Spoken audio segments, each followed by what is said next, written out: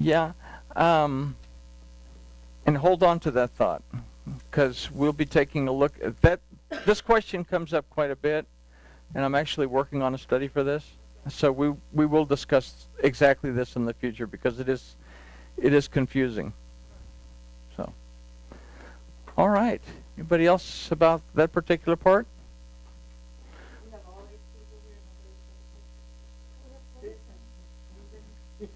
Okay. I'm going to just do one little thing out of Bo, and I'm going to leave Bo alone. We'll take a look at Bo next time, so we'll just be a parsha behind. So, but and it's an important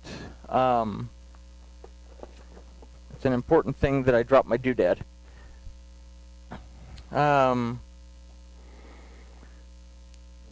Where did it go? Okay. Not gonna.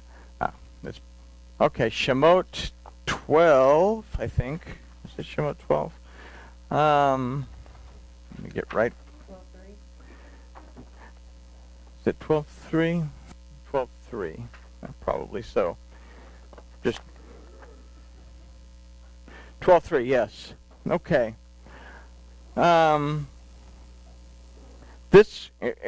We look at this. This is where he's beginning to give them the commandment on how to observe the Passover.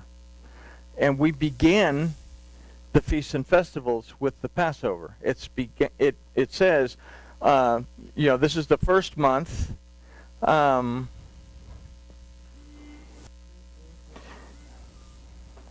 This is the first month. Okay. So, but it makes an interesting statement in verse 3. Speak to all the congregation of Israel. You say, well, what's so strange about that? Okay. From the Hebrew, it says, Debaru el kol adat Yisrael. Okay. And this is an important concept, because he calls them adat Israel.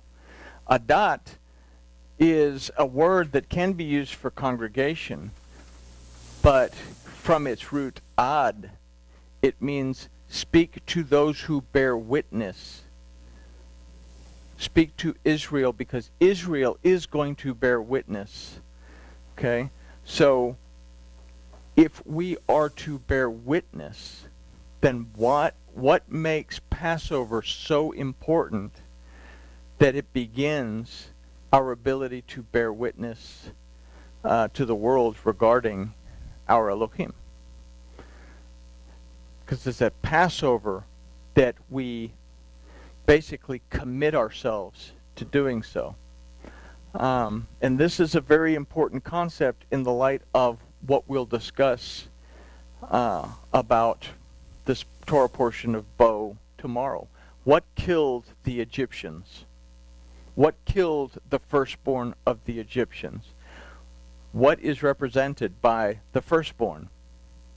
And these are questions that we kind of overlook, because we all want to think that, some angel from heaven came down and he was called the destroyer, and he went house to house looking for firstborn children and killed them all. But I'll leave you with this. It says, this is chapter 11, verse 4. About midnight will I go out into the midst of Egypt. There's no word for into in this verse. And this word for I go out is yotze, that literally means around midnight I will vanish from the presence of Egypt. Where was Yahuwah going to be found? We think that he passed over the children of Israel. He passed over the land of Egypt and entered into the house of the children of Israel. And we get this from verse 7 of chapter 11 that says, "But against any children of Israel shall not a dog wet his tongue, against man or beast. So where are the dogs found? If we look at Revelation 22, outside. There's a distinction now that he does make a distinction between the children of Israel and the children of Israel and the people of Mitzrayim. So I'll leave you with that to kind of ponder, and we'll talk about Bo next go around. Yes? Can you elaborate a little bit on what you said, that Israel will bear witness? Israel will bear witness. Israel is to be the one who bears witness of Yahuwah Elohim to the world. Okay? If you will pay attention to my commandments, then I will make you my special treasure, and I will make you a nation of Kohanim, and you will be a light unto the nations. Okay? When we say Shema Yisrael, Yahuwah Eloheinu, Yahuwah Echad, within the Hebrew of that, even in the Paleo Hebrew, it's different, that the ayin in Shema is enlarged, and in the Proto-Hebrew, it's actually out of place. And Echad, the Dalet, is enlarged, and in the Proto-Hebrew, it's actually up higher than the rest of the letters. You put the ayin and the Dalet together, it spells Ad. It spells witness. This is our witness, that we perceive, discern, and understand that Elohim exists, that Elohim is one, and that Elohim will judge the nations, and that we must be in agreement with his word in order for us to be in unity with our Elohim as his witness. But in order to do that, we have to accept the covenant, in that we accept the bread and the wine in order to come into the presence of the exalted Father. Can I follow up with something? Sure. So at this time, when we're thinking about Israel as a nation, Israel makes up the southern and the northern kingdom, makes up 12 tribes. Correct. Right? So in this particular verse, he's referencing the 12 tribes as bearing witness to his. Mm-hmm. Yeah. Because all 12 tribes will be restored. That is the ultimate act that occurs, is that the northern kingdom and the southern kingdom are restored back to a single unity. Yahusha accomplished this. And this is why, in the narrative with the 5 loaves and the 2 fishes, find five books of Torah, 2 tribes, the fragments that come in, the fragmented tribes come in and refill the 12 baskets. So Israel will be whole again, the entire kingdom of Israel. It won't just be 3 little tribes that make up the whole. And the status quo will understand that we're not all that in a bag of potato chips anymore. It's not just Judah, Benjamin, and Levi. It's actually going to be everyone. So when Yahushua was being followed by the Samaritan woman, and he states that he has not come for her, Mm-hmm. because I have come for the Lost sheep of the house of Israel. lost people of the house of Israel. Yeah. So who would he be referring to as the lost sheep? Well, the lost sheep, anytime the lost sheep of the house of Israel are referenced in Brit Hadashah, it's always talking about the northern kingdom. And it was a Canaanite woman that approached him. I haven't come for you, because he would have come for the Samaritans. The Samaritans were just the little bitty riffraff that was left after Babylon took all the wealthy and skilled labor and everything else into captivity. So he hasn't come for them. He's come for the lost sheep of the house of Israel. I have come to restore the northern kingdom back to the Father, so that they can return back to the Father's house. And as the Son, as the kinsman redeemer, I can do it once the will of the Father has died. So he had to be the Word.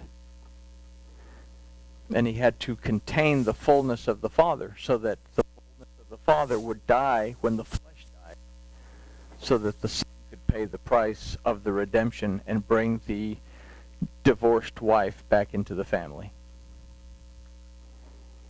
Again, we have to understand the Torah and the prophets in order to understand what's going on and what Paul's talking about, because we distort Paul totally. It's like Marguerite's question that we will get to. Everybody wants to think, well, he's talking about Yahusha. But who's the Son? Well, if we don't know what the Torah says, we're not going to know who the Son is. The Son, the firstborn Son, is the tribe, or is the children of Israel. Good? So, I was reading John 6:65, and it says, and he said, therefore I said to you, that no man can come to me except that it was given to me by my Father. So, in Ephesians 2:11, it talks about how we have been grafted, drawn in, joined into the commonwealth of Israel. So when Yahushua was also put on the cross, the high priests were talking amongst each other and it said, "You fools, you don't understand what you're doing. Mm-hmm. Better, this man will be raised up, right?" Mm-hmm. And then that he would draw the children of God. I can't remember the exact verbiage, but it was that he was drawing people to him. Exactly what Yochanan said. You can't go to him unless we're drawn by the Father. Yeah. Well, I know it's like a little web. Yeah. Well, it's again, it goes to every knee shall bow, every tongue shall profess that Yahushua HaMashiach is Maryah.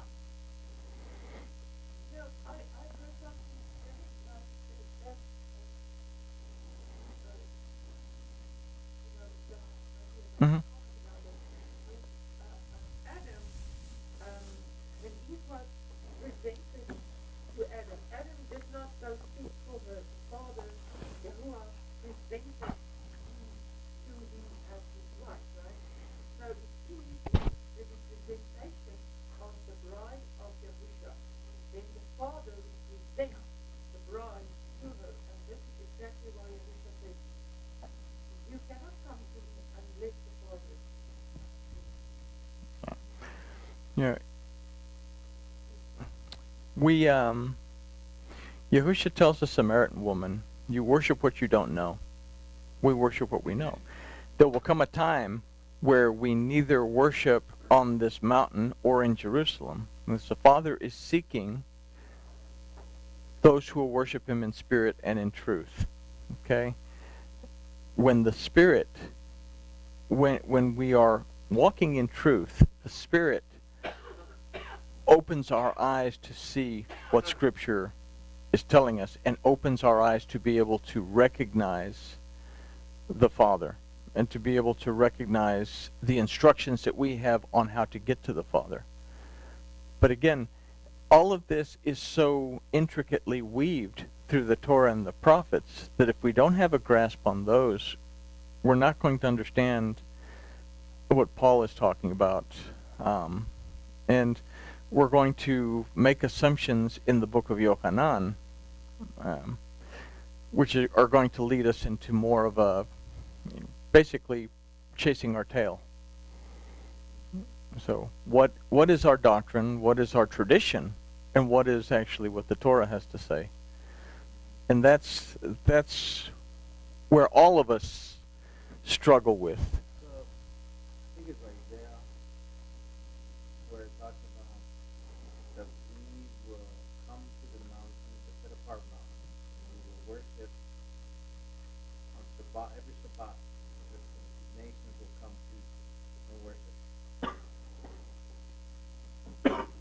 Well, And then outside it says that they'll see the lake of fire where it will be burning up people. yeah, Never ending pain.